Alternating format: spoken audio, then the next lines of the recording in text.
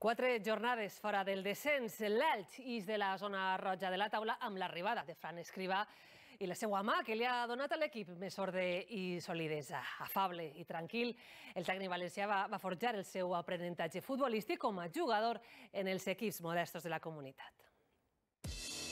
Escribà volia ser jugador del València, però es va quedar a les portes. Va arribar a ser segon entrenador del primer equip fa 16 anys amb Quique Sánchez Flores.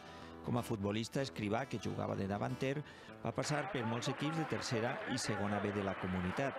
Amb el Nules, als 23 anys, va viure l'ascens a segona B.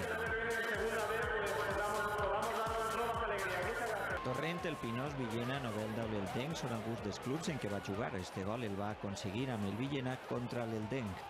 Siempre digo que tengo la segunda mejor profesión del mundo porque creo que la mejor es la de ser jugador. Y aunque sea con independencia que no fuera en la élite, pero disfruté cada uno de sus partidos. En l'equip d'Elda, que enguany celebra el centenari de la seva creació, va coincidir amb Boria, el pare de Saúl. Bueno, somos muy mayores ya, porque si he sido compañero de Boria, madre mía, eso significa ya que estamos más para allá que para acá. La seva experiència com a futbolista l'ha portat a ser una persona molt pròxima a l'afició.